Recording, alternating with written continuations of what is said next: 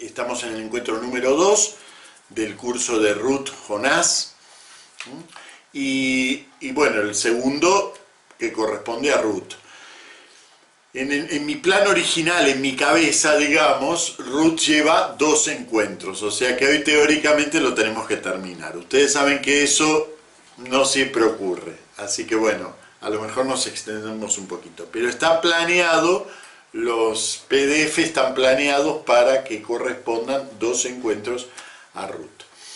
Y nos había quedado como coletazo la semana pasada ver un poco qué es esto del levirato. No me voy a extender mucho ahora porque lo voy a hacer después, cuando terminemos la lectura. Simplemente ahora, para que tengamos presente el marco legal en el que incluimos la historia de Ruth, voy a comentar brevemente lo que es el levirato. Es una ley muy antigua, hay muy pocos exponentes en la Biblia que tengan que ver con el levirato, eso lo vamos a ver más en detalle después. ¿Y en qué consiste? Consiste en que si un hombre de una casa familiar en la que vive con sus hermanos, ¿sí?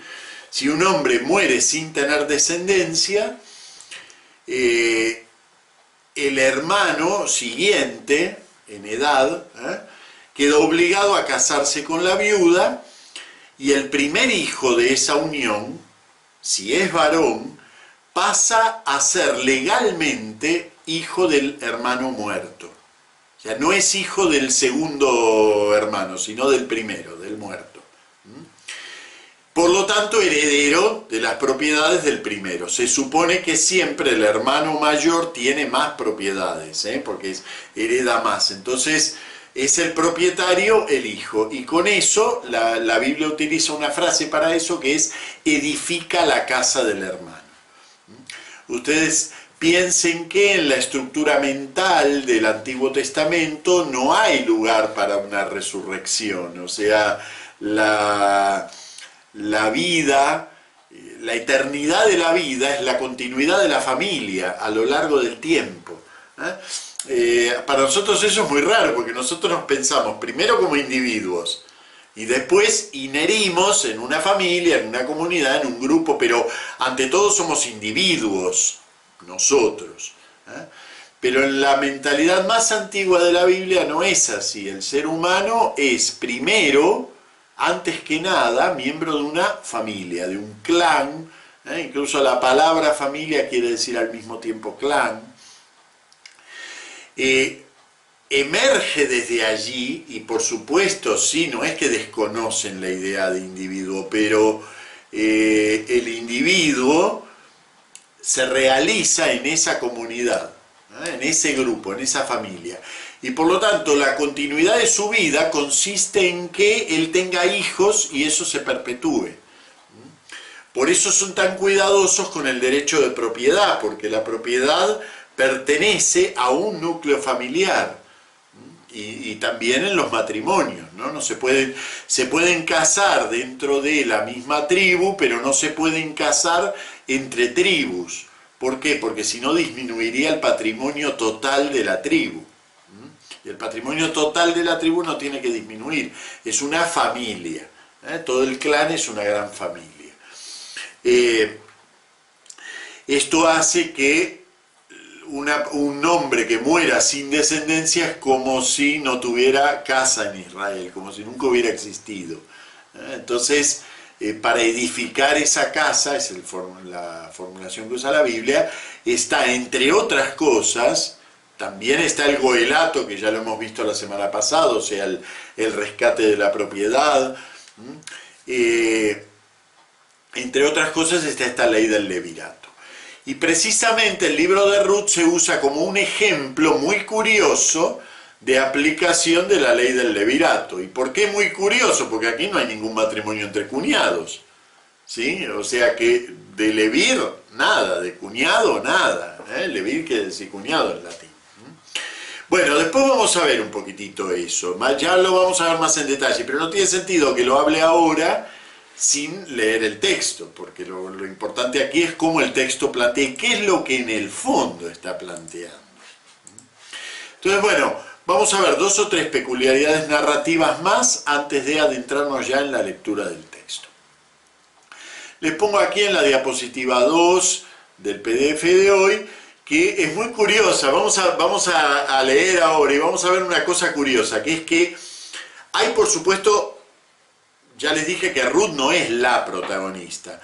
Los protagonistas en tal caso son 3. Naomi, la más desarrollada de los protagonistas, incluso como personaje, es el mejor contado, es el más, porque además es el más jugoso, es el que transporta, podríamos decir así, el significado subyacente del relato. Naomi, Boaz, que va a ser como la contracara de Naomi, y nunca están juntos, en ningún momento del relato aparecen juntos. O está Naomi y la casa de Naomi, todo el espacio de Naomi, dicho en términos como se habla hoy en narratología, el espacio narrativo de Naomi es todo un espacio femenino. No hay hombres allí. Todos los hombres se murieron. Es muy curioso porque, claro, el espacio femenino en una cultura tan patriarcal como la bíblica, el espacio femenino es muy difícil de entender para nosotros. Nosotros nos manejamos con otro tipo de cultura, pero por ejemplo, ella como viuda no es heredera. Ella tiene un campo, pero no es de ella. Es del heredero varón, si es que hay alguno. Y si no hubiera ninguno, sería de una heredera mujer, si tuviera alguna hija, pero no la tiene. Entonces, ¿de quién es ese campo? Está flotando ahí, en la indefinición. No lo puede usar porque, es decir, sí, podría usarlo, pero su espacio es femenino, es decir, ella tampoco puede dirigir una hacienda, por ejemplo. Es decir, que es muy curioso porque el papel de ella, la muerte de sus hijos y la muerte de su marido, y encima estaban en el extranjero, la pone en una especie de limbo, y hay que resolver ese limbo. Ese es el problema de fondo que hay que resolver en el libro, ese limbo en el cual, bueno, ella lo interpreta de una manera muy particular, ahora lo vamos a ver, ella interpreta todo eso como una gran maldición de Dios. Pero ¿realmente Dios la maldijo? ¿O la está invitando a que esto se resuelva de alguna manera? Bueno, el libro va a buscarle la vuelta a eso. Por otro lado está Boaz. Boaz es el representante del, podríamos decir, de la estabilidad del Israel verdaderamente de Yahvé, que confía en Yahvé, que es piadoso, que es generoso, que se hace cargo de la misericordia. Vamos a ver en Boaz todas las virtudes yavistas, todas.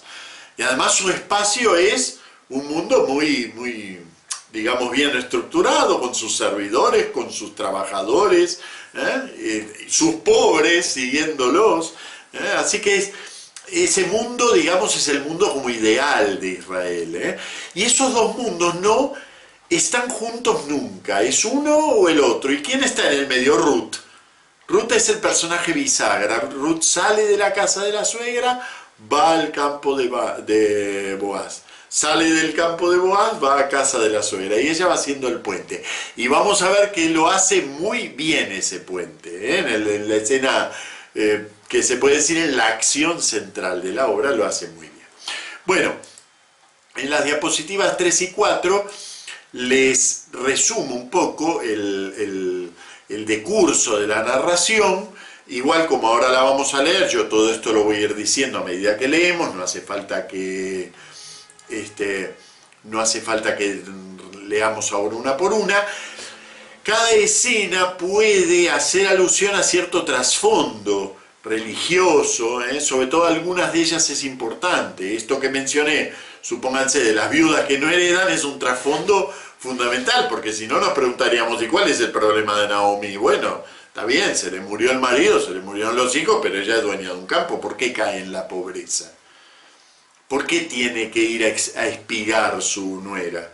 A rebuscar su nuera, si ella tiene un campo. Bueno, porque en realidad no tiene un campo, su campo está en ese limbo. El relato se desenvuelve en dos tiempos. Un tiempo largo, indefinido, no dice cuando, digamos, se supone que es cuando comienza la cosecha, y finaliza ese primer tiempo en el fin de la cosecha, explícitamente. Capítulo 2, versículo 23, se habla explícitamente del fin de la cosecha y de que Ruth vuelve a casa de su suegra. Entonces esos dos primeros capítulos se extienden en un tiempo indeterminado, serán unos 2 meses, de los cuales en realidad se cuenta una sola jornada, o 2 a lo sumo, ¿eh? No es que se cuenta todo ese periodo, pero ese es el tiempo narrado, ¿eh? El tiempo narrado abarca unos 2 meses, dentro de la primavera-verano, ¿no? O sea, el tiempo de la cosecha de la cebada y del trigo. Y desde el capítulo 3 se precipita todo, ¿eh? Yo lo llamo aquí, diapositiva 4, la jornada decisiva, es un solo día, una noche y un día, ¿eh? La noche de Boaz en la era, que él va a aventar el trigo, la cebada, va a aventarla y ahí ocurre la escena decisiva. Y la mañana siguiente en la cual Boaz plantea el problema legal de la posesión de este campito a los ancianos de la ciudad y propone una solución que finalmente se realiza, ¿no? Y ahí termina el libro, termina muy bien. Entonces son como 2 tiempos, ¿ven? Distintos. En alguna bibliografía se encontrarán que todo ocurre en 2 días. No, no es así. Es verdad que ocurre todo en 2 o 3 días, pero no sucesivos. No es un fin de semana con Ruth. Es un tiempo en donde hay un montón de acciones que no se nos cuenta, pero que se supone que Ruth siguió rebuscando junto con los trabajadores de Boaz. Ese tiempo no se nos cuenta, pero sí se alude a él, y después sí, una jornada decisiva. Bueno, muy bien, ahora sí, vamos a ir al PDF número 0, y vamos a leer el texto. Hay aquí unas cuantas cuestiones de lenguaje que yo voy a ir mencionando. La traducción, como les dije la semana pasada, es un poquitito dura, pero rescata algunas cuestiones que están en el texto, y que se pierden si pretendemos una traducción más literaria, más afinada desde el punto de vista de la legibilidad nuestra. Por ejemplo, primera cuestión, ¿no? Cuando empieza, he aquí pues. Esto es un comienzo raro para una narración, porque parece que siguiera de otra cosa. Bueno, es lo propio de las narraciones, de este tipo de narraciones, empezar como si vinieran de otra cosa. También el libro de Jonás empieza con la misma palabra, Vayehi. O sea, he aquí pues, como si viniéramos de otra cuestión. Y toda esa cláusula inicial que nos sitúa en un tiempo remoto, el tiempo en que juzgaban los jueces, va a decir, he aquí pues en tiempo en que juzgaban los jueces, y he aquí hambre en el país. Y ustedes dirán, ¿y por qué no pones un verbo, Abel? Porque no lo hay. Vayehi es un verbo, pero es un verbo que no se usa como verbo. Entonces no lo hay. El primer verbo que aparece en la narración, y por eso quise rescatar eso, que no haya verbos al inicio, el primer verbo que aparece en la narración es salió un hombre. Entonces ahí empieza. ¿Ven? ¿Israel qué es? Es un espacio acotado por Yahvé. Yahvé protege su Israel, es su pueblo, es su tierra. Digamos, Israel, el pueblo de Israel, son protegidos por Yahvé, pero la tierra es de Yahvé. De hecho, por eso no hay en Israel propiamente una compraventa de tierras. El fundamento teológico es que la tierra es toda de Yahvé. Entonces no se puede comprar y vender. Se puede traspasar el uso, pero la tierra es de Yahvé. Entonces, ¿dónde empieza este relato? En realidad, afuera de eso. Afuera de ese espacio protegido. Y el primer verbo que va a decir es salió un hombre. De toda esa tierra, en esa tierra Yahvé, ya lo sabemos, se comprometió a dar pan, se comprometió a dar paz, Se comprometió a dar prosperidad, a que las familias fueran fecundas. Todo eso es el compromiso de Yahvé, por supuesto a cambio de unos compromisos que Israel no cumple casi nunca.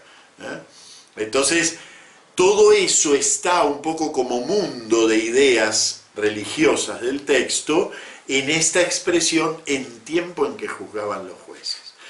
Para ellos, en tiempo en que juzgaban los jueces es como un tiempo muy antiguo, muy en la nebulosa.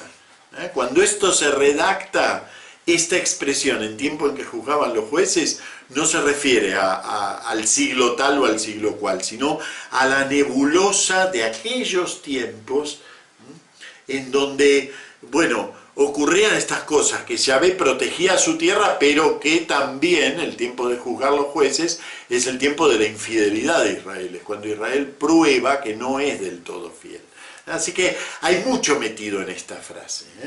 Bueno, un hombre de Belén de Judá, Belén, ahora hago muchos cortes, después leo más rápido.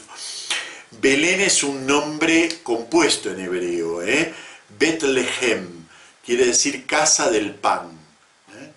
Y por supuesto Belén es un pueblo concreto, pero aquí vamos a ver que el pan tiene mucho protagonismo en todo el relato, o sea que no es casual que esté situado en la acción en un pueblo que se llama Betlehem, la casa del pan. Posiblemente en su origen sea simplemente un sitio, una aldea donde había una panadería. Entonces esa aldea quedó con ese nombre, como suele ocurrir en los pueblos tradicionales, que a partir de una característica adquieren el nombre. Casa del herrero, casa de lo que fuere. Aquí es casa del pan, pero no es casual que en un relato en donde los protagonistas se relacionan a través de la cebada, el trigo y el pan, incluso con Dios se relacionan a través del pan, vamos a ver aparecer la expresión muy curiosa dentro de un poquito, entonces la acción se centra en Betlehem, en la casa del pan. Salió un hombre de Belén de Judá a morar en los campos de Moab. Moab, en la representación bíblica, es un sitio prohibido. Es decir, realmente no es solo salir de Israel, es salir de Israel a morar en los campos de Moab. La mujer moabita es el símbolo de la tentadora para Israel, la que lo va a llevar tras otros dioses. Por lo tanto, salir en época de hambruna de los campos de Israel, no esperar en Yahvé que Él dé pan, sino salir a buscarlo, y nada menos que a Moab, ya nos sitúa en toda una actitud religiosa de este grupito, de esta pequeña familia. A pesar del nombre que lleva Elimelech, que recuerden que es mi Dios es rey, y sin embargo, fíjense que todo eso está negado en esta sola frase. Salió de Betlén de Judá a morar en los campos de Moab. Él y su mujer y sus 2 hijos. Su nombre era Elimelech, Dios es mi rey, el de su esposa Naomí, mi preciosa, acuérdense, y los nombres de sus 2 hijos son un poco tremendos, Mahlón y Quilión. Acuérdense que eran destrucción, enfermedad. Efrateos de Belén de Judá, el efrateo es el grupo familiar al que pertenecen, de Belén de Judá, que fueron a los campos de Moab y se establecieron allí.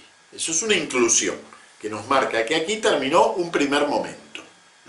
Recuerden, para los que no están acostumbrados a mis lecturas, inclusiones es cuando se repite una misma palabra, expresión, figura, idea, lo que sea, al inicio y al final de un texto, y es indicativo del cierre, del inicio y cierre de una pequeña unidad literaria. Bueno, entonces aquí la primera situación ya está toda dicha en esos 2 versículos. Un hombre que vivía en Betlehem, en la casa del pan, sale a buscar pan, pero sale ¿a dónde? Al sitio en donde no tendría que salir, que es a Moab. No, el narrador no necesita aclararnos esto. Yo se los necesito aclarar a ustedes porque no, para nosotros Moab no significa nada. Podría haber dicho que se fue a vivir a Valencia, pero no es lo mismo.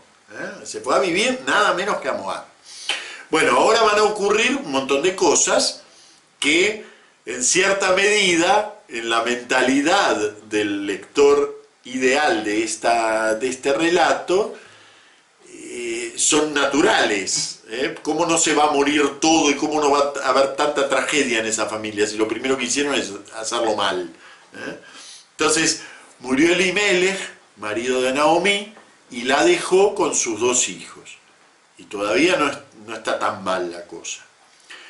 Pero ahora tomaron para ellos esposas moabitas.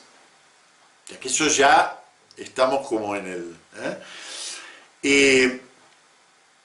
el nombre de una era Orfa y de la otra Ruth. Ya sabemos que esos nombres no necesariamente, estos, aunque pueden tener significado, los rabinos se lo encuentran, pero es un poco traído de los pelos. Entonces no nos vamos a apoyar en ellos. En cambio, el más importante, que es el de Naomi, sí nos apoyamos en él porque ella hace un juego de palabras en este mismo capítulo. Bueno, y moraron allí unos 10 años. Y murieron también los 2, Mahlón y Quilión, y quedó la mujer sin sus 2 hijos y sin su marido. Segunda unidad, digamos, ya nos plantea la tragedia de este pequeño grupo. Ven que el protagonismo es propiamente de Naomi. Es ella la que queda sin sus 2 hijos y sin su marido. El estatus de las viudas de Israel. Perdón, Merquius, te pido si puedes apagar el micrófono o yo te lo apago porque... a ver, ahí está, muy bien, perfecto.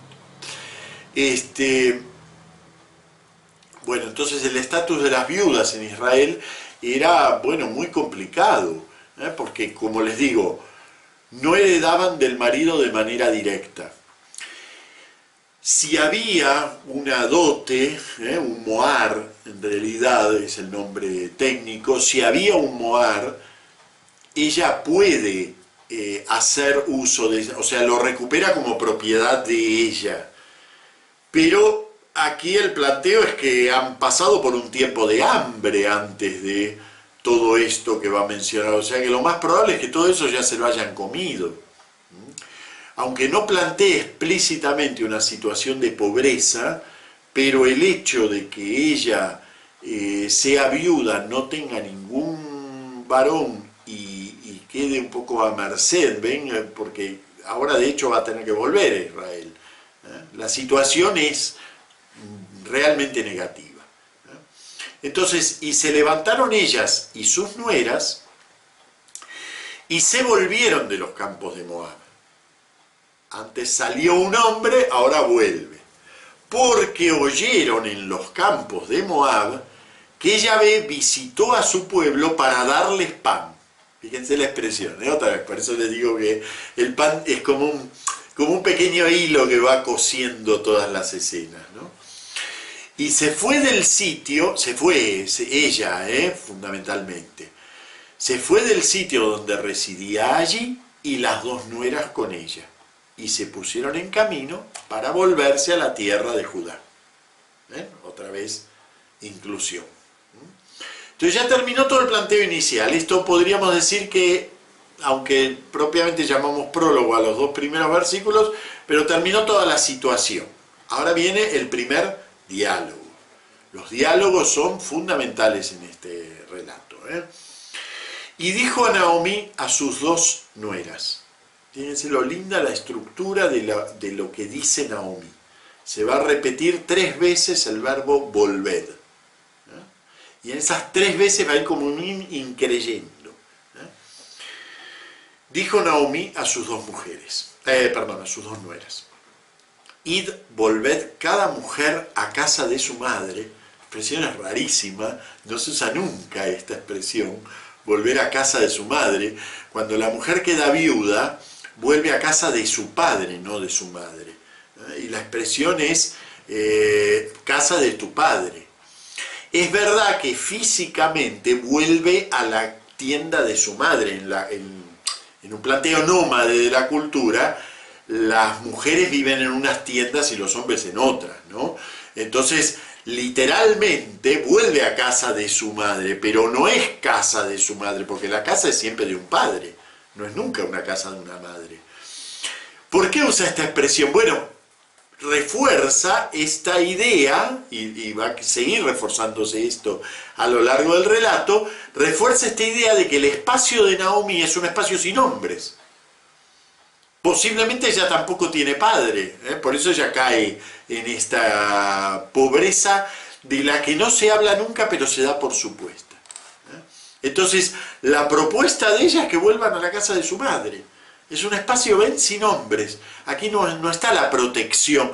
No pensemos nosotros en nuestro esquema de cómo vemos hoy las culturas patriarcales. Pensemos en Naomi inmersa en una cultura patriarcal. Entonces, si no hay un hombre y la casa de un hombre, esto se desarma, hace agua. Bien, volved cada mujer a casa de su madre y haga Yahvé con vosotras Gesed, gracia, como vosotras habéis hecho con los muertos y conmigo. De Yahvé pan y encuentre descanso cada mujer en casa de su marido.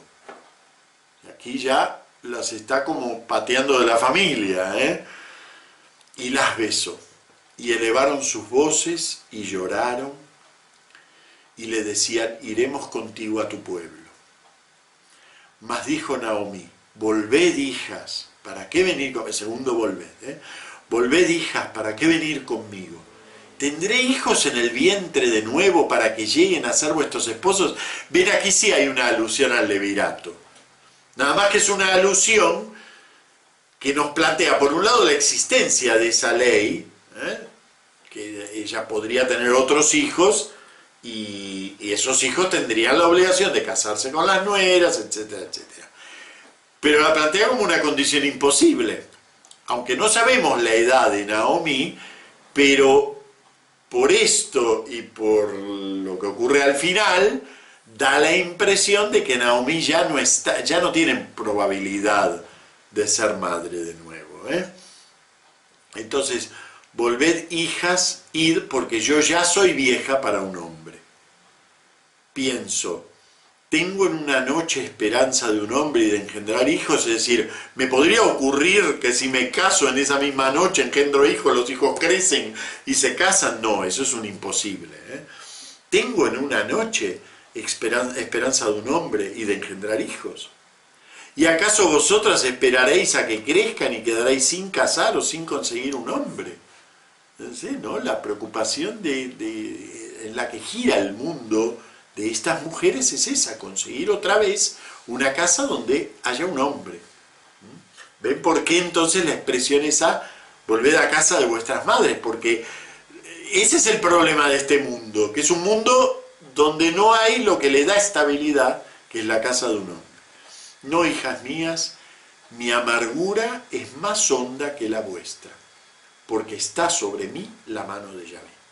Primera formulación tajante de Naomi, que ahora recién hace explícito el fondo de cómo ella ve su situación. Ella no se ve simplemente como una persona que está atravesando una serie de problemas, sino que se ve como una maldita de Yahvé. Esto lo va a reafirmar después, pero el lector un poco acompaña el drama porque entiende por qué Yahvé está con la mano sobre ella. Es decir, después vamos a ir viendo que Yahvé es mucho más misericordioso de lo que nosotros creemos. Pero hay motivos objetivos para que Yahvé tenga su mano puesto sobre ella. Ellos, toda esa familia salió de Israel, se fue a Moab, se casaron con moabitas, es decir, todo eso es como un gran abandono de Yahvé. Y vamos a ver que Naomi no confía del todo en Yahvé. Esto es muy importante, En algunas presentaciones del relato todos los personajes son piadosos, incluyendo Naomi, porque nombra a Yahvé, pero ella lo nombra a Yahvé, sí, pero no le tiene confianza a Yahvé. ¿Por qué? Porque ella, su percepción es que Yahvé está con su mano sobre ella. Yahvé la ha maldito. Y ella actúa y vive y formula las cosas como alguien que tiene que ahora, ¿vieron cuando Caín, cuando Caín recibe la sentencia y dice, bueno, a partir de ahora tendré que andar solo por el mundo y cualquiera que me mate me matará, es decir, cualquiera que me vea me matará. Es decir, ya no puedo contar con la protección de un Dios. Sin llegar a ese grado de formulación, pero ella lo formula así. No puede contar con la protección de Yahvé. Tal vez sus nueras, si se separaran de ella, podrían contar con el Gesed de Yahvé. Haga Yahvé con vosotras Gesed, gracia, amor, ese amor misericordioso de Yahvé. Eso es Gesed, es un término nuclear dentro de la Biblia. Es hacer gracia, hacer misericordia, tener amor, eso es la Gesed. Como vosotras habéis hecho con los muertos, es decir, tal vez si ellas se separaran de Naomi, alcanzarían de nuevo la gracia de Yahvé, pero así en estas condiciones no, porque ella se percibe como expulsada de ese mundo de Yahvé. Bien, se me pasó una expresión muy bonita, que bueno, es toda una muestra de cómo redacta la Biblia estas cosas. Se goza mucho en hebreo viendo los juegos de palabras, de sonoridades. En el versículo 6 dice que Yahvé visitó a su pueblo para darles pan. Esa expresión, visitó para darles pan, se dice en hebreo, miren cómo suena, dice latet lahem lahem. Lahem quiere decir para darles, y lahem también quiere decir pan. Entonces, aunque son dos combinaciones distintas de letras, pero suenan exactamente igual. Lahem, lahem, para darles pan. Bueno, así es, todo el texto está lleno de este tipo de resonancias, el uso múltiple o de una misma palabra en distintas connotaciones. Bueno, eso nada, quería señalar ese aspecto del versículo 6. Bueno, pasamos ya a la diapositiva 3. Ya tenemos el planteo prácticamente de toda la situación. ¿Por qué? Porque ahora sabemos cuál es el problema de fondo. El problema de fondo es que Naomi se cree maldecida por Yahvé. Y además, de hecho, ocurren cosas objetivas que hacen que el lector también pueda sentir el peso de esa mano de Yahvé sobre ella. La muerte de todos los hombres de la casa, el hecho de que antes huyó de Israel por hambre y ahora hay pan en Israel, pero ella no tiene. Entonces, la mano de Yahvé parece que pesa sobre ella. Y elevaron sus voces, las nueras, ¿no? Y lloraron de nuevo, y besó Orfá a su suegra, pero Ruth se abrazó a ella. Mas le dijo la suegra a Ruth, por eso está este más. Mas le dijo, mira, tu cuñada se vuelve a su pueblo y a su Dios. Vuelve tras tu cuñada. Mas dijo Ruth, esta es una declaración que ha quedado en la tradición de Israel como la declaración del perfecto converso. Por eso este libro se usa precisamente para enaltecer la figura de los prosélitos, de los que se convierten a la fe verdadera de Yahvé. Es preciosa esta declaración. Dice, no me insistas en que te deje para irme de tu lado, porque donde vayas, iré, donde mores, moraré. Tu pueblo, mi pueblo, tu Dios, mi Dios. En hebreo también es un sonsonete esto, y además está muy lindo porque están muy bien usados los verbos. Donde mueras, moriré, y allí seré enterrada. Esto me haga Yahvé, y me añada esto otro. Esa es una fórmula juramental muy fuerte. Precisamente es tal el mal que evoca como sobre sí en el caso de que no cumpla su compromiso que ni siquiera se menciona cuál es ese mal. Esto me haga Yahvé y me añada esto. Es una fórmula que se usa así, no se pone esto y aquello señalando cosas, sino que se quiere decir con eso que se invocan los peores males, como en la sangre caiga sobre nosotros, ¿se acuerdan? En San Mateo, ¿no? La sangre caiga sobre nosotros, la sangre de Él y sobre nuestros hijos. Bueno, esto es lo mismo, es una fórmula juramental muy fuerte. Esto me haga Yahvé y me añada esto, porque solo la muerte me separe de ti. Es decir, si me separo de ti, si antes de haberme muerto, me ocurra todos estos males que están contenidos en esa expresión totalmente elíptica. Bueno, y esto se considera que es una fórmula de adhesión a Yahvé. Es decir, ella abandonó su Dios y su Dios pasó a ser Yahvé. Vamos a volver a leerla porque es preciosa. No me insistas en que te deje para irme de tu lado, porque donde vayas, iré. Donde mores, moraré. Tu pueblo, mi pueblo. Tu Dios, mi Dios. No hay verbo ahí, tu pueblo es mi pueblo, leemos nosotros. Tu Dios es mi Dios o será mi Dios. Pero no hay verbo allí, es simplemente transfiere, lo toma ella. Donde mueras, moriré, y allí seré enterrada. Bien, entonces vio que ella estaba decidida a seguirla y dejó de insistir.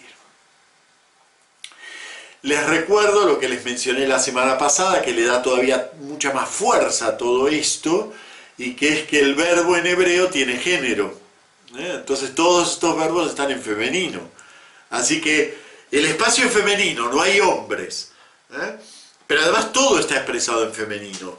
Es muy lindo además para practicar la gramática hebrea, porque el uso del verbo en femenino en la Biblia no es tan habitual, desde luego, no hay tantos personajes femeninos, y mucho menos que hablen tanto como estas mujeres, ¿no? Bueno, y fueron las dos hacia Belén, y al llegar a Belén hubo alboroto en todo el pueblo, y decían las mujeres, Naomí. Recuerden que el nombre Naomí tiene significado. Entonces aquí está este grito, es muy lindo, ¿no? Mi preciosa. Mas ella les dijo, no me llaméis Naomí. Nuevamente, a riesgo de parecer pesado, son las mujeres las que exclaman, todo el espacio que rodea a Naomí es siempre femenino. Las mujeres exclaman, Naomí. Mas ella les dijo, no me llaméis Naomí, llamadme Mará, porque Yadai me ha amargado mucho. Yadai, como saben, es uno de los nombres tradicionales de Dios en el lenguaje patriarcal, en una evolución posterior, digamos, de la literatura bíblica y del lenguaje religioso de la Biblia, no se usa Yadai. Pero ustedes piensen que este narrador está queriendo dar un sabor antiguo a su narración. Entonces el uso de la palabra Yadai es uno de esos elementos que le da sabor al tiempo en que juzgaban los jueces. Pero además tiene otro motivo, el uso de Yadai, y que es que hay una metáfora, o no sé cómo llamarlo, un uso, un sintagma habitual en los profetas, lo usa tanto Isaías como Joel, que es un juego de palabras en hebreo, que es Sod Miyadai, que es destrucción de parte de Dios. O sea, cuando ellos hacen esos poemas de ira de Dios, la expresión Sod, que es destrucción, ruina, por contrario a la gente que cree que Dios no le va a importar, no, Dios trae, ¿se acuerdan esos oráculos de ira, ¿no?, que hay en Joel, que hay en Isaías? No se confíen tanto, porque Dios les va a traer la destrucción, y eso lo expresan con este sintagma, Sod Miyadai, o sea, destrucción mía es de parte de. destrucción de parte de Shaddai. Eso en hebreo es un juego de palabras, porque Sod y Shaddai llevan los dos las mismas consonantes. Entonces, aquí no se usa ese sintagma, no estoy diciendo que aquí se use ese sintagma, pero sí que posiblemente, junto a la búsqueda de un lenguaje que suene tradicional, antiguo, patriarcal, está de fondo esa imagen de Shaddai parecido a la palabra Sod, destrucción. Bueno, no me llaméis Naomi, llamadme Mara, porque Shaddai me ha amargado mucho. Y aquí una afirmación que el lector lo puede denegar, porque él sabe que no es así, pero bueno, todos nos la pasamos engañándonos sobre nosotros mismos, ¿no? Y ella hace eso, y además lo hace a la vista de todos. El lector sabe que esto es mentira. Me fui llena, Yahvé me trajo vacía.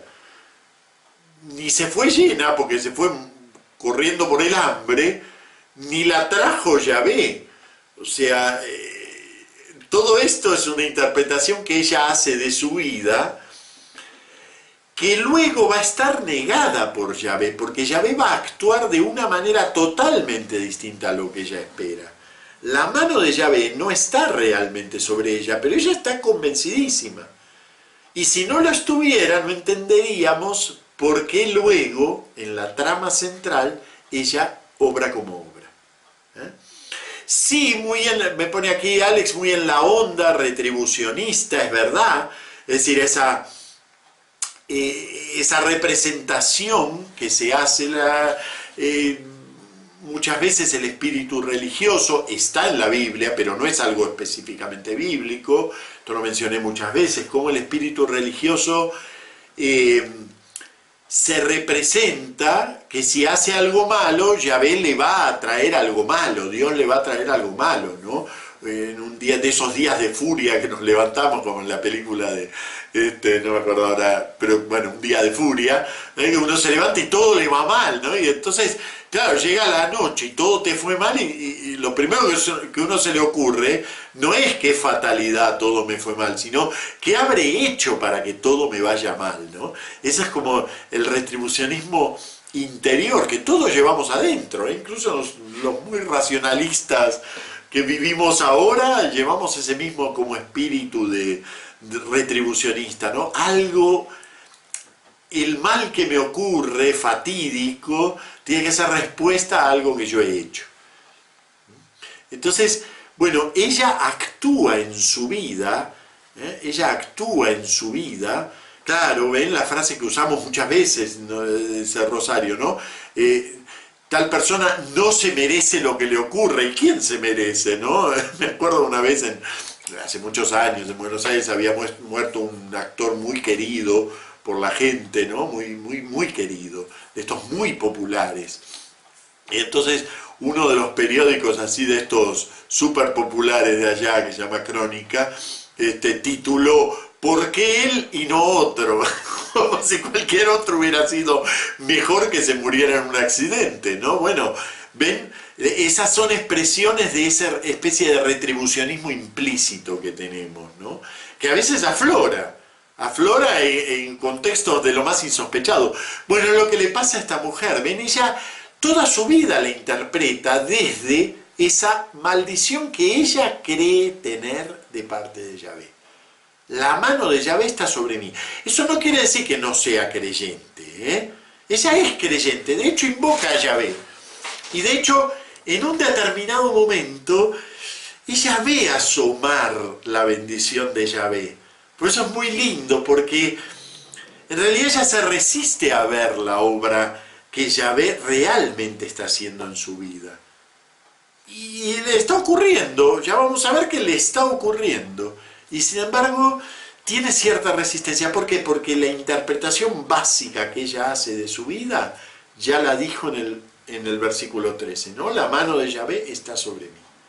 Entonces, en un mal sentido, porque esa expresión puede querer decir muchas cosas. La mano de Yahvé en un mal sentido, maldiciéndola. Claro, acá me pone Alex, en ese espejo nos vemos todos. Claro, es que uno también hace sus propias lecturas de la propia vida y a lo mejor los demás ven que no es así. como nosotros podemos ver que es francamente una mala interpretación lo que ella está haciendo de su vida. Me fui llena, vuelvo vacía. No, ni te fuiste llena, y sí, vuelves vacía, pero ya estaba ella en esa situación. Bueno, ¿por qué diréis, Naomi, si Yahvé me miró, Shaddai me afligió? Un pequeño dístico, paralelístico en su construcción, o sea, las dos frases dicen lo mismo, y muy fuerte, Yahvé me miró. Se supone que cuando Yahvé te mira te bendice, pero aquí está dicho con mucha amargura. O sea, hubiera preferido que Yahvé no le interese mi vida. Yahvé me miró, y al mirarme, ¿qué hizo? Shaddai me afligió. Es tremendo ese dístico, porque es toda la lectura que ella hace de su vida es así de tremenda. Se volvió pues Naomi y con ella Ruth, su nuera moabita. Esto es el cierre de la inclusión. Sí, es una inclusión para mostrar el cierre de la unidad literaria. Se volvió pues Naomi y con ella Ruth, su nuera moabita. Nosotros ya sabemos que ya llegó, que la recibieron, que enunció todo esto, pero ese cierre es nada más que para darle, digamos, redondez al pequeño episodio. Fueron de los campos de Moab a Belén a comienzo de la siega de la cebada. Una nota temporal que nos va a servir para identificar la siguiente escena. Todo esto que va a ocurrir ahora, todo eso podría haber ocurrido, bueno, en 10 años, pero todo eso podría haber ocurrido en un par de días. Ahora esto no, esto ocurre desde el comienzo de la siega de la cebada. Ahora nos vamos del mundo de Naomi. Solamente hay una vinculación muy mínima que luego va a asumir el protagonismo, ¿no? Pero hay una vinculación muy mínima. Tenía Naomi un pariente por su marido. Esa es la vinculación de todo esto. Pero ahora nos trasladamos de universo, de escenario. Tenía Naomi un pariente por su marido, hombre en pleno vigor, una expresión muy rara, muy curiosa.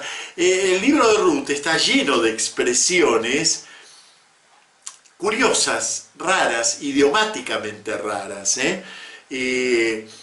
No que está muy bien escrito, y no usa tanto vocabulario, a veces repite mucho algunos verbos que son centrales, ya vieron ese triple volvedijas, eso es común en el libro de Ruth, pero está usado el vocabulario con mucha finura. De Boaz, al que va a presentar ahora, utiliza la expresión hombre en pleno vigor. Esa es mi traducción. Esto en realidad se traduce de muchas maneras. Literalmente quiere decir fuerte de armas. Eso es lo que literalmente quiere decir la expresión. Pero no quiere decir que sea militar. Posiblemente, por eso yo puse en pleno vigor, lo que quiere decir es que él es grande, de edad, suficiente como para marchar a la guerra, es decir, que es un hombre en la plenitud de su fuerza, pero además que tiene propiedades, porque no cualquiera podía, digamos, costearse un equipo militar. Entonces, no dice que él sea militar, porque no existe eso en la estructura del hombre antiguo. Bueno, sí, existen, en época monárquica ya existen los soldados, pero esto está hablando de la época de los jueces, ¿no? No existe eso, o sea, un ejército estable, pero sí que aquellos que tienen más patrimonio son también precisamente los que pueden pagar su arma, los que pueden salir a la guerra. Entonces, pleno vigor alude a todo eso, a su vigor físico, a la plenitud de su edad, Después da la impresión de que es un poquito mayor, por lo menos en relación a Ruth, por lo que él mismo dice. Pero no es un viejo, es un hombre que está, si dijéramos nosotros, sería un cuarentón. Esa es más o menos la idea que da el texto, nunca identifica la edad que tiene. Pero sería lo que para nuestra cultura es un cuarentón. Vaya a saber, a lo mejor en esta época eso lo hace un chico de 30, pero en la representación nuestra vendría a ser como un cuarentón. Bueno, hombre en pleno vigor, de la familia de Elimelech, de nombre Boaz. Bien, resumiendo entonces, patrimonialmente es libre y además físicamente y existencialmente está en una buena situación. Entonces dijo Ruth la Moabita a Naomí. No es casual que refresque, en determinados momentos refresca que Ruth es moabita. ¿Por qué? Porque, claro, ocurrió esa conversión y entonces uno puede olvidarse que ella en realidad es una extranjera para Israel. Entonces, estas dos mujeres que están en la pobreza, ¿qué les pasa? Que no tienen para comer. Entonces, alguien tiene que tomar la decisión de ir a buscar comida. Y Ruth toma esa decisión, posiblemente podemos suponer que atrás de esto hay un deseo de no avergonzar a su suegra, de que no sea su suegra viuda la que tiene que salir a rebuscar en el campo, sino que se ofrece ella. Con lo cual es toda una pintura del carácter de Ruth. Entonces dijo Ruth la Moabita a Naomí: iré, si me permites, al campo a rebuscar espigas tras los cosechadores, si hallo gracia a sus ojos. Yo traduje todo el tiempo el verbo que utiliza aquí como rebuscar. En muchas traducciones van a ver ustedes espigar. Lo que pasa es que son dos verbos distintos. Espigar es una cosa, es el que recoge las espigas que le corresponden, ya sea como servidor de un amo o como amo, es decir, el dueño de esas espigas. Mientras que lo que va a hacer Ruth es rebuscar. Ya hablamos el otro día de las leyes del rebusco, la gavilla olvidada, la espina de tu campo. Lo que va a hacer ella es sí espigar, pero se usa un verbo específico para cuando el espigar no es sobre espigas que te pertenezcan, sino que es sobre rebusco. Entonces yo lo traduje rebuscar. ¿Y por qué? Porque precisamente en el texto hay la diferencia entre los que espigan y ella que rebusca. Y se supone que hay otros rebuscando, pero no los menciona aquí. Lo suponemos por algunas cosas que dice el texto. Entonces, bueno, a lo largo de toda esta sección van a ver aparecer muchas veces la palabra rebuscar, porque aparece muchas veces en el texto hebreo. No me valía el usar otro verbo aquí, ni sinónimos ni nada. Usa eso. Y respondió, no hace falta que aclare que es Naomí, y respondió: ve, hija mía. Y salió y fue a rebuscar al campo tras los cosechadores. Y resultó que la porción de campo era la de Boaz, el de la familia de Elimelech. Entonces piensen que todo esto se narra en voz alta, así que la gente no tiene el texto como ustedes para ir leyendo. Entonces hay que recordar todo esto, porque son los elementos centrales de la trama. Él es de la familia de Elimelech. Y he aquí, o sea, fíjense cómo va planteando el obrar de la providencia. No dice, y Yahvé hizo, y Yahvé esto, y Yahvé aquello, no. Pero todo va ocurriendo como una gran casualidad. Resultó que la porción de campo era la de Boaz. Y he aquí que Boaz venía de Belén. Y dijo a los cosechadores: Yahvé con vosotros. Y ellos dijeron: Yahvé te bendiga. ¿Qué está haciendo? Saludando. Es lo normal, este es el saludo normal. No está haciendo nada en especial, pero Ingmar Bergman, el director, dice que le gusta el cine de los años 30, porque abrían la puerta del salón y salía el tipo con el arma en la mano, miraba así, se fumaba una pitada y se iba para allá. Ese era el bueno. Ahora salía uno, tiraba el cigarrillo, pateaba un perro y se iba para el otro lado. Ese era el malo. Es decir, determinados gestos que te identifican perfectamente en una narración quién es quién. Bueno, acá lo mismo. Es un saludo normal, esto no tiene nada de raro, pero fíjense que es el primer saludo costumbrista, podríamos decir así, que refleja el texto. Para mostrarnos que Boaz es eso, es el bueno, es el tipo, el yavista normal, el israelita que debe ser, el que debería ser todo israelita. Y ellos dijeron, Yahvé te bendiga. Y dijo al muchacho que asistía a los cosechadores, ¿de quién es esa muchacha? Fíjense cómo es la pregunta, no es quién es esa muchacha. En las traducciones se suele poner quién es esa muchacha, pero la pregunta que él hace no es quién es, sino de quién es. ¿Por qué? Porque se supone que los cosechadores se traían sus muchachas para que los asistieran. Después van a aparecer aquí las muchachas de los cosechadores. Les daban el agua, bueno, pero además la cosecha implicaba estar fuera de la casa muchos días. Así que bueno, iban las muchachas con ellos. Entonces, la pregunta es esa. Porque hay algo extraño en esto. Ella está rebuscando atrás, es joven. Las que rebuscaban eran las viudas. Entonces esta es joven, es una chica, una chiquilla, está rebuscando ahí atrás, pero ¿de quién es esta? Entonces, aquí vemos la vida de un pueblo, ¿no? Ellas se cotillaron absolutamente todo. Entonces dice, y respondió el muchacho que asistía a los cosechadores diciendo, es la muchacha moabita que vino con Naomi de los campos de Moab. Dijo ella, esto sigue siendo el muchacho el que habla, dijo ella, permíteme hacer rebusco y recoger en una gavilla tras los cosechadores. Y ha ido y ha estado desde ese momento de madrugada hasta ahora sin apenas sentarse en la caseta. O sea, en la caseta que tenían los cosechadores para ir a descansar un poco, tomar agua, etcétera, etcétera, ¿no? Muy bien. Por la situación esto se nota que es como a media mañana o por ahí. Y dijo Boaz a Ruth.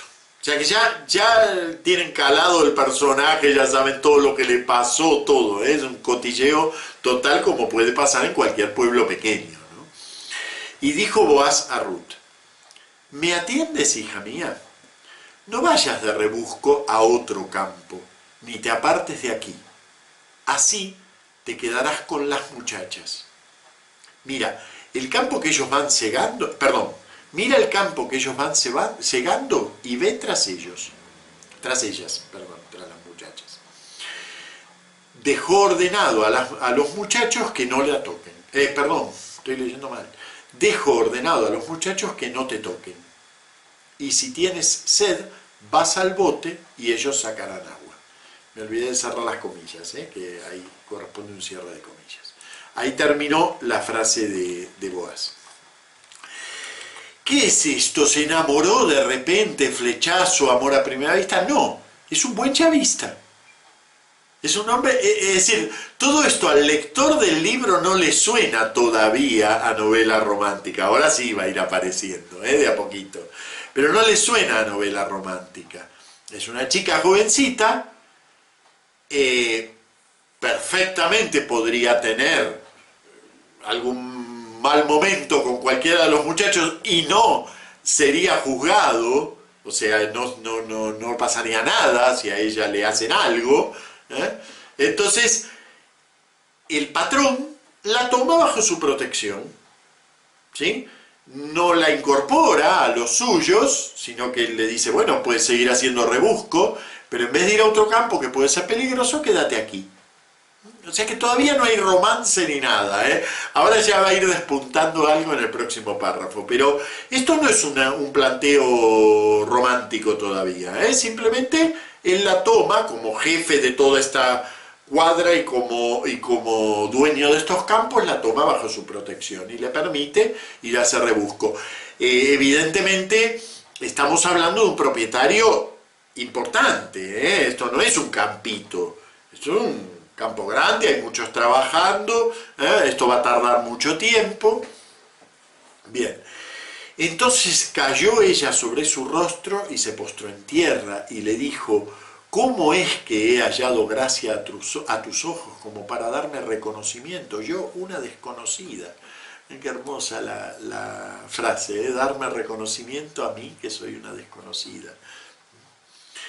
Respondió Boaz diciendo, o sea, no eres desconocida, me han informado detalladamente sobre ti cuánto has hecho por tu suegra tras la muerte de tu marido, que has abandonado a tu padre, a tu madre y a tu tierra de nacimiento para venir a un pueblo que hasta ayer no conocías. Bien, qué lindo el uso del verbo conocer, reconocer desconocida, el pueblo que no conocías, cómo ese verbo estructura todo esto. Acuérdense que el conocer a Yahvé es como el ideal de la religiosidad del Antiguo Testamento. El pueblo que conoce a Yahvé es la definición misma del pueblo de Dios. Entonces, tiene su sentido que el verbo que estructura esta pequeña sección, que nos habla de por qué un yavista auténtico como Boaz se digna mirar una moabita. Esto también es una gran crítica, porque ustedes piensen que esto está escrito en un momento en que las leyes de Esdras están diciendo que hay que romper los matrimonios mixtos, que todo eso inclina necesariamente al pecado, que todo eso está mal, justamente lo estuvimos leyendo en misa diaria estos días, todo este texto de Esdras. Bueno, esto es una gran crítica a todo eso. Hay un yavismo profundo, piadoso, de corazón, en donde se reconoce el obrar de la gente, y Yahvé mismo aprueba ese obrar de esta moabita, que en realidad con su obrar demostró estar en el círculo del conocimiento, en el círculo de este reconocimiento que en definitiva es el que tiene que imperar en este pueblo de Dios, ¿no? Complete Yahvé tu obra, miren qué lindo deseo, ¿no?, que le da él, complete Yahvé tu obra y sea colmado tu salario por Yahvé, Dios de Israel, ya que vienes a cobijarte bajo sus alas. Es una expresión la conocemos por los salmos, ¿no? Cobijarse bajo las alas de Yahvé. Posiblemente el origen de esa expresión tan curiosa, cobijarse bajo las alas de Yahvé, posiblemente aluda, ¿se acuerdan que sobre la tapa del Arca de la Alianza había dos querubines con las alas desplegadas? Entonces posiblemente la metáfora provenga de ahí. Si es así, aquí está un poco anacrónica, porque aquí todavía, digamos, no está el templo, es la época de los jueces, pero bueno, no necesariamente la frase tiene que hacer alusión al significado de su origen, sino a lo que significa realmente en la piedad de Israel cobijarse bajo las alas de Yahvé. Y dijo ella, he hallado gracia a tus ojos, mi Señor, ya que te has compadecido de mí y has hablado al corazón de tu sierva. Y yo, que no soy ni como una de tus siervas. Ahí cierra con esa, es un diálogo galante. Esto parecen los pastores de Lope de Vega, ¿no?, que tienen un montón de literatura encima, pero bueno, sí, es un diálogo galante. ¿Se acuerdan que el otro día les decía que esto no era propiamente una novela costumbrista? Porque todo está muy estilizado, y desde luego, aunque hay alusión a costumbres concretas, por ejemplo, ese saludo es una costumbre real, el espigar las gavillas, hacer rebusco, todo eso son alusiones a costumbres reales, pero el tratamiento no es propio de una novela costumbrista, pues todo está en función de expresar caracteres. Bueno, se supone que ha pasado un tiempo. ¿Cuánto? Pueden ser horas, posiblemente horas, porque aquí se habla ya de la hora de comer. Y también, digamos que esto que ha ocurrido recién, este encuentro cara a cara de Ruth con Boaz, le ha permitido apreciarla ya de primera mano. Ya no es que él sabe lo que ella hizo por su suegra, sino que ahora él la ha escuchado. ha escuchado la humildad de esta mujer, todo eso. Entonces ahora sí que va a cambiar un poquito de cariz, el trato que él le da a ella. Y él le dijo a la hora de comer, ven aquí, come del pan y moja un bocado de vinagre. O sea, ya estamos un poco más en confianza, ¿eh? Ya no es una rebuscadora, ¿eh? Ya prácticamente está tratada como una de las siervas. Ella se sentó al lado de los segadores, ellos le dieron grano tostado y comió hasta saciarse y le sobró. El le sobró va a tener un poquito de sentido después. Se levantó para el rebusco y Boaz ordenó a sus muchachos diciendo, ve que aquí cambia la cosa, ¿eh? Dice, que rebusque también entre las gavillas, no la riñáis, y sacad, además, o sea, ya pasamos a la acción, ¿eh? Espera un segundito. Y sacad, que rebusque también entre las gavillas, no la riñáis, y sacad además espigas de los manojos y dejadlas caer, y que ella rebusque sin decirle nada. Es verdad lo que mencionas, Maricruz, lo de las gavillas es una adaptación a nuestro modo de espigar. Lo que pasa es que no tenemos una palabra, precisamente porque no se cosecha igual, no tenemos una palabra para expresar eso que son los manojos, pero manojos organizados. Entonces no hay una palabra dentro de... Sí, el verbo sí espigar, pero me refiero al resultado de eso, lo que queda, el montón que queda. Yo le puse gavillas, que es lo que tradicionalmente se pone en esto, pero es verdad que no usan gavillas para este espigado, para espigar aquí, sino que van haciendo como montañas, como manojos serían. Bueno, muy bien. Sacad además espigas de los manojos y dejadlas caer, y que ella rebusque, sin decirle nada. Fíjense que ya pasa a la acción. Ya no es solamente benevolencia hacia ella, sino que además ahora nos damos cuenta que él va descubriéndola.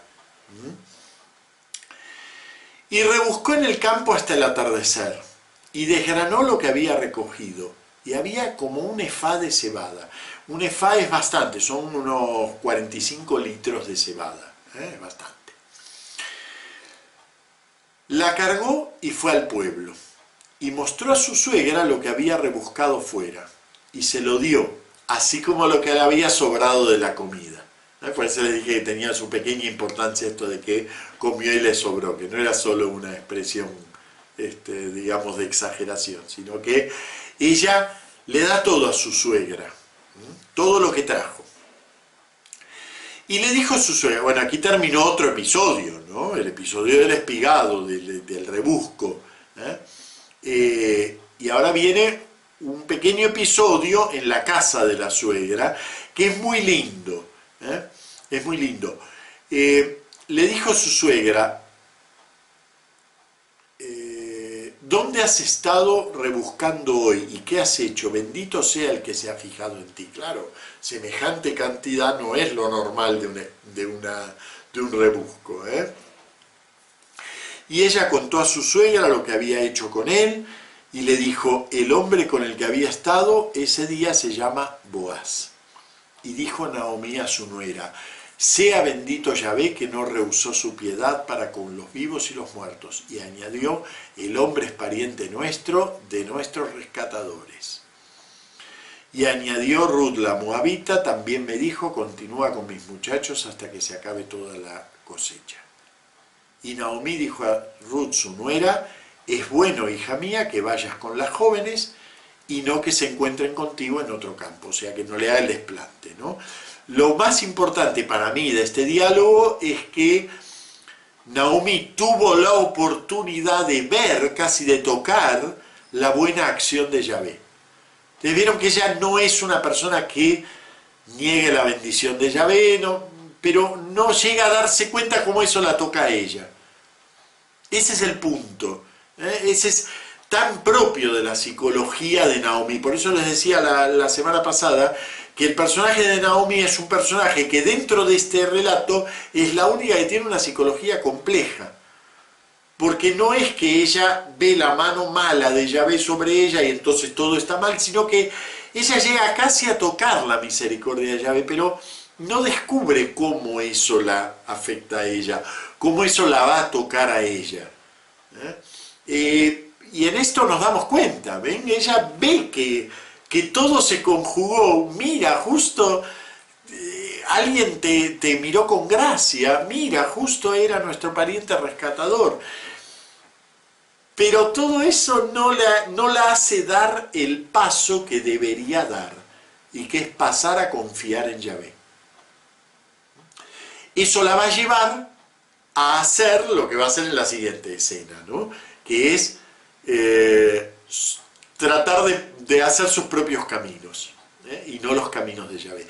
Si ella en este momento hubiera hecho eso que en nuestro lenguaje religioso llamamos una conversión, es decir, si ella se hubiera dado vuelta hacia Yahvé, hubiera descubierto que Yahvé no estaba en contra de ella, bueno, la novela se perdía, obviamente, pero ella no hubiera hecho el plan puramente humano que hizo y que se le desbarató.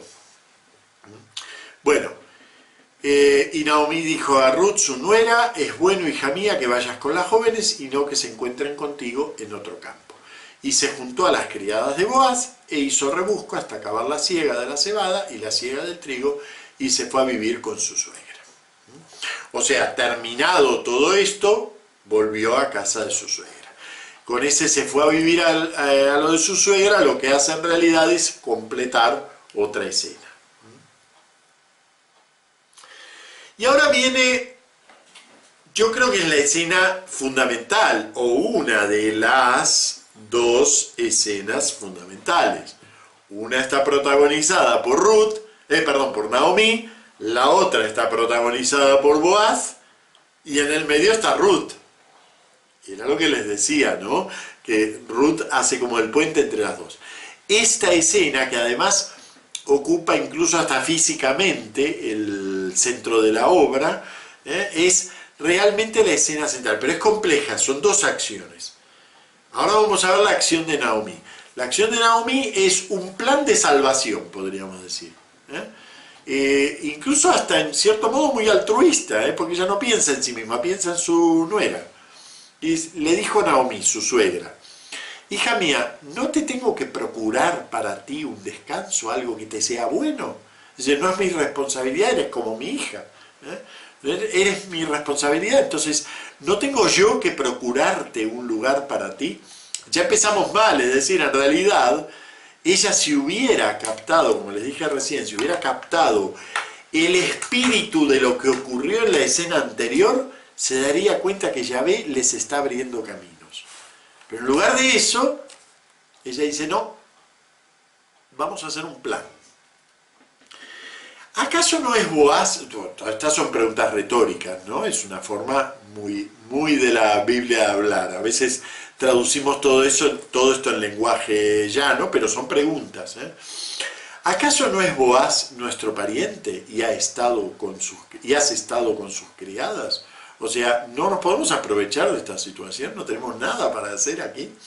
Mira, él aventará la parva, porque ya acabó la cosecha de la cebada, así que ahora toca aventar la parva. Él aventará la parva de la cebada esta noche. Y ahora viene el plan de la suegra. Todo esto está dicho con verbos todos en doble sentido. Todos.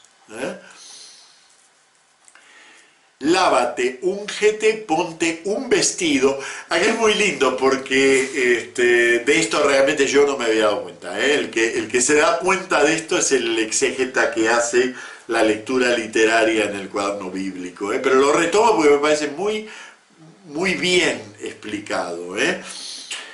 La suegra habla de un vestido. Y los rabinos, en el texto masorético, corrigen los vestidos. Pero en realidad posiblemente el texto original es mejor. Es decir, realmente ella le está diciendo que se vista para ir a seducir, y se ponga un vestido, porque ese vestido hay que dejarlo caer. Entonces no valen dos vestidos. La corrección de los rabinos es una corrección, y miren, en las exégesis que he visto, nadie quiere reconocer aquí que es un planteo de seducción. Y hay algunos exégetas que dicen, sí, esto está todo dicho como en doble sentido. No, pero no puede ser. Naomi no puede hablar así, sí que está hablando así. Dice, lávate, úngete, ponte un vestido y baja a la era. Y no te des a conocer al hombre hasta que acabe de comer y beber. La palabra que usa para beber es beber hasta alegrarse, no es beber así nomás. No es beber agua, es beber hasta alegrarse. Y cuando se acueste, mira el sitio donde se acuesta y vas y descubres sus pies. Descubrir sus pies es una expresión eufemística en hebreo. Significa ir a tener relaciones. Claro, también quiere decir descubrir sus pies. O sea, no es, como toda expresión eufemística, tiene doble sentido. Tiene un sentido llano, destapar los pies. Pero en realidad significa propiamente ir a tener relaciones sexuales. Les pongo aquí Éxodo 4:25. A ver, esperen que busco. No tengo preparado el texto, tengo la cita nomás. Éxodo 4:25. Esa escena muy curiosa, la hemos leído en el curso de Éxodo y nos ha roto la cabeza, que es esa escena de Séfora, la esposa de Moisés, yendo en la noche a circuncidar a su hijo y tocando con el prepucio del hijo. Dice literalmente el texto, tocó los pies de Moisés. Se entiende que lo que tocó es el sexo de Moisés, no los pies. Es una expresión eufemística. A través de ese gesto, dice, tú eres para mí esposo de sangre. Como si lo hubiera circuncidado a Moisés. En realidad el que circuncida es a su hijo. Bueno, esa escena era muy compleja, no la voy a analizar ahora. Es simplemente para recordarles cómo la expresión tocar sus pies es una expresión eufemística, para decir tocar sus genitales. Lo mismo en Deuteronomio 23, 1 y 27, 20, esperen, vamos a buscarlo, dentro de un conjunto de leyes, 23, 1, aparece otra expresión, no se trata aquí de los pies, pero sí del borde del manto. Dice, nadie tomará a la mujer de su padre y no retirará el borde del manto de su padre. Retirar el borde del manto no es levantar el tapete de la mesa, sino que es tener relaciones. Son expresiones eufemísticas. En todos los idiomas existen expresiones eufemísticas. Aquí están usadas con mucha habilidad, porque esto uno lo puede leer literalmente, no eufemísticamente. Claro, hay algo que nos cierra. ¿Y qué es lo que nos cierra? El final de la frase, que dice, cuando se acueste, mira el sitio donde se acuesta, vas y descubres sus pies y te acuestas. Y él te dirá lo que debes hacer. O sea, es obvio lo que le está proponiendo la suegra. Y uno diría, ¿cómo puede ser que le proponga eso? Bueno, tiene su razón. ¿Por qué? Porque Ruth es viuda, no es una mujer comprometida, no es de nadie. Por lo tanto, si él tiene relaciones con ella en el campo, no en la ciudad, si tiene relaciones con ella en el campo, él está obligado a casarse con ella. Y además a dar una indemnización. Y ninguno de los dos muere porque no es adulterio. Ella no es de nadie. Es muy ingenioso el plan de Naomi. Es decir, compromete un poquito el honor de la chica, porque va a ser una mujer obtenida por violación, pero lo obliga a él a casarse. Así que su plan cierra muy bien dentro de la ley. Claro, es un plan humano. Ahora vamos a ver qué pasa con esto. Pero es muy importante entender lo eufemístico de todo esto, porque no es nada agradable lo que le propone. Es que es, niña, vete allí a hacerte violar, que nos salvamos todos. Eso es lo que le está diciendo la suegra. ¿Entienden por qué lo llama un plan humano? No hay nada malo en esto, Bueno, sí, lo hay, pero digo, no hay nada que la ponga en peligro a ella. Al contrario, si esto mismo se lo propusiera, vete a la casa y descubre los pies, etcétera, etcétera, no, porque ahí ella tiene obligación de gritar para pedir auxilio. Y si no lo pidió, tiene que morir lapidada. Según la ley, esto es según la ley. En realidad la ley no habla de lo que pasaría en el caso de una viuda, habla de lo que pasa en el caso de una doncella no prometida. Pero por analogía, uno puede entender perfectamente que Ruth no es una chica comprometida, no le pertenece a nadie, no es de ningún hombre. Entonces, lo podemos asimilar al caso que sí menciona la Biblia, que es el caso de la joven no comprometida. Si fuera comprometida ya es otra cosa, el que la violó tiene que morir. Ella no, porque pudo haber pedido auxilio y no se sabe si lo hizo, están en el campo. Es muy lindo toda esa casuística porque da lugar a muchos matices. Si la joven está comprometida y la violan en el campo, el violador tiene que morir por haber hecho adulterar al dueño de esa mujer, no por ella, por haber violado, digamos, el compromiso entre israelitas. Él tiene que morir, pero ella no, porque a lo mejor pidió auxilio y nadie la escuchó. Entonces el criterio que establece la ley, por eso es tan importante que ella lo haga cuando él va al campo a aventar y no cuando él está en la ciudad, porque uno diría, bueno, ¿cuál es la diferencia? Esta, que aquí no muere nadie. No muere nadie porque ella no es comprometida, así que si él la viola no pasa nada, y aunque ella hubiera gritado, nadie la hubiera podido oír, o sea que ella tampoco tiene que morir. Es ingenioso. La suegra hay que reconocer que es ingeniosa. Pero es un plan puramente humano. Porque vamos a ver que luego se encuentran los resquicios a la ley, pero en la dimensión del obrar de Dios, en lugar de la dimensión en el que se mueve Naomi, que es una dimensión puramente de astucia humana. Encontrar los resquicios de la ley en la astucia humana. Bien. Claro, acá me pone Alex, ¿qué inteligencia de la ley? Claro, es que los que escriben esto son intérpretes de la ley, entonces están jugando con esas posibilidades que obviamente una mujer histórica, vamos a poner, una escena histórica, no, nadie se lo plantea así, pero los que escriben esto y para quienes lo escriben, que hay gente que digamos que es sensible a todos estos términos, les hacen pensar en todas estas leyes. Bueno, y le dijo, o sea, Ruth le dice a Naomi, todo lo que me has dicho lo haré. Es muy lindo porque en realidad va a hacer todo, pero lo va a hacer literal, en vez de hacerlo como se lo dijo la suegra. O sea, Ruth va a hacer todo lo que le dijo, pero no va a hacer el significado eufemístico, sino el significado literal. Y bajó a la era, e hizo todo tal como le había mandado la suegra. Y comió Boaz, y bebió, y se alegró su corazón, y fue a acostarse a un costado de la parva. Ahora estamos esperando a que ocurra, o sea, que ella se le meta en la cama y él le indique lo que tiene que hacer. Que eso es el plan de la suegra, ¿no? Fue ella calladamente, descubrió sus pies y se acostó. No sabemos si esos pies son literales o eufemísticos. No lo sabemos, ahora nos vamos a...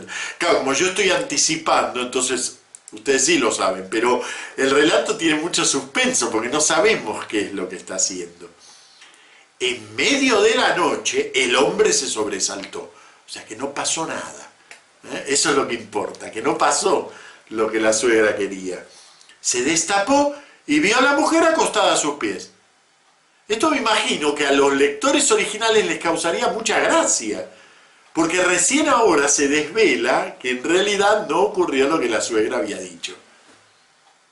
Nosotros tenemos que ir anticipando, entonces no nos puede causar gracia. Pero esto es toda una sorpresa dentro del relato, ¿no? Porque hasta ahora decimos que Ruth dijo que iba a hacer todo lo que su suegra le dijo, que hizo todo lo que su suegra le dijo, que descubrió sus pies, que se acostó a su lado. ¿Y qué pasó? Pues nada, el hombre a medianoche estaba roncando, se sobresaltó y vio algo a sus pies. Literales, primera vez que se nos dice realmente lo que pasó. Entonces él le dijo, ¿quién eres tú?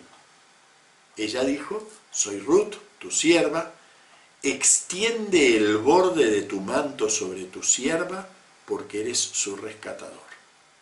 ¿Ven que Ruth sí que actúa en consonancia con cómo tiene que actuar según la ley? Ni lo pone a él en situación, ni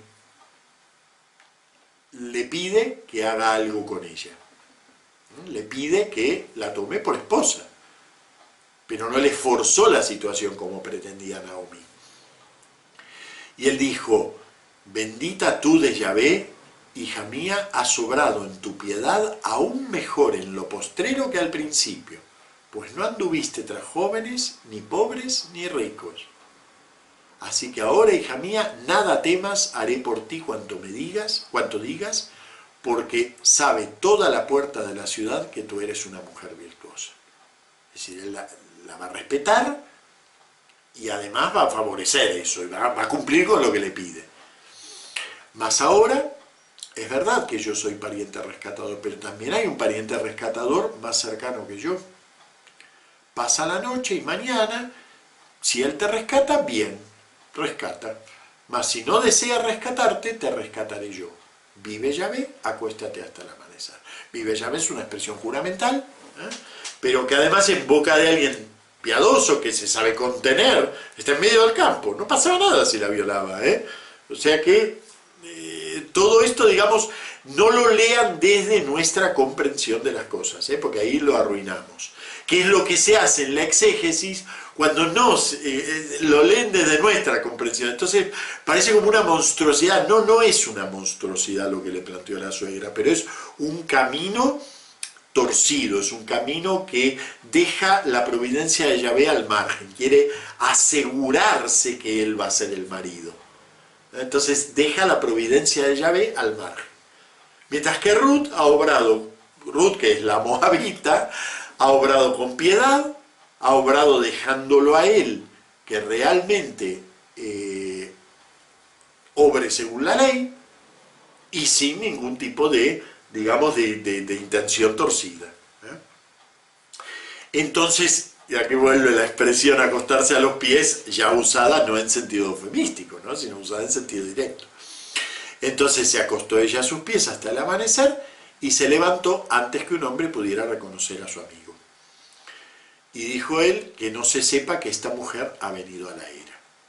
Le protege el honor, ¿no? Y dijo, pon el manto que llevas contra ti y sosténlo. Es decir, le va a dar comida para que parezca que ella fue de rebusco. Ella lo sostuvo y él midió 6 medidas de cebada y las puso en él y fue a la ciudad. Bien, ahí terminó otra escena. Porque esta escena, él salía de la ciudad y iba a la era, ahora vuelve a la ciudad. Aquí terminó otra. Pero ahora viene una pequeña escena intermedia, muy linda, antes del final. Ay, perdónenme, miren, me entusiasmé leyendo y se hizo la hora. Vamos a hacer así, cortamos aquí, ya tenemos todo el planteo, pero ahora falta la escena explosiva final. Esta ingeniosa interpretación de la ley que pergenia Boaz y que le permite a la vez adquirir esposa, adquirir el campo y rescatar a sus parientes. Bueno, muy bien, nos vemos la semana que viene, nos vemos el miércoles que viene. Disculpen que se me hizo un poquito tarde. No, no te preocupes. Bueno, Muchas gracias. bueno, muy bien, hasta luego, hasta la semana que viene.